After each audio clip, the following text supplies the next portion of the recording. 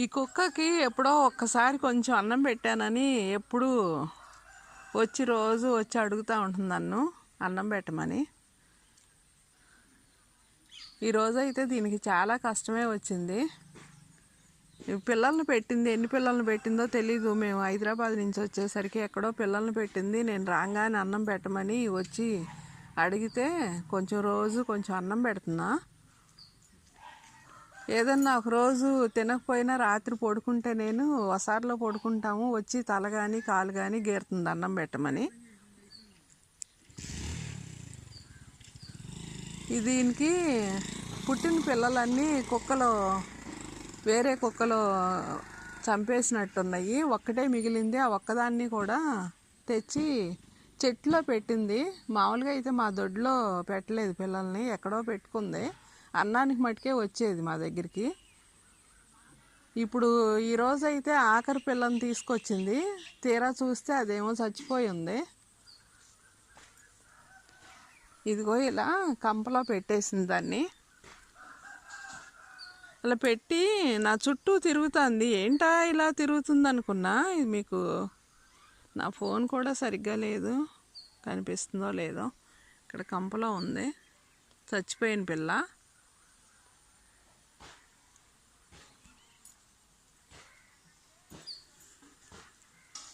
అదిగో చూసారా దూరంగా. ఆ పిల్లని అక్కడ పెట్టి నా చుట్టూ తిరుగుతుంది. ఏంటా అని చూడటానికి వస్తే నేను ఇలా ఉంది, చచ్చిపోయింది. పొద్దున అన్నం పెడితేనేమో తినలేదు అసలు.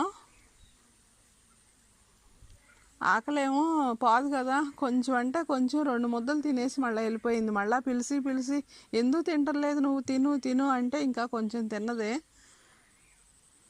తర్వాత చూడపోతే ఇలా జరిగింది.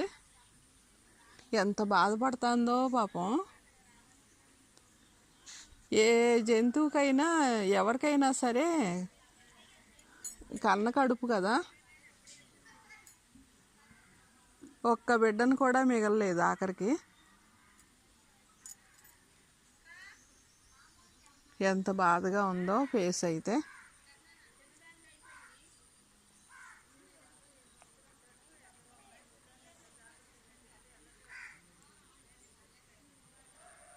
అన్నం బయట పెట్టిన అన్నం తీసి మళ్ళీ లోపల పెట్టా, మళ్ళీ వచ్చినప్పుడు పెట్టొచ్చులే అని. ఏం చేయగలం మనం.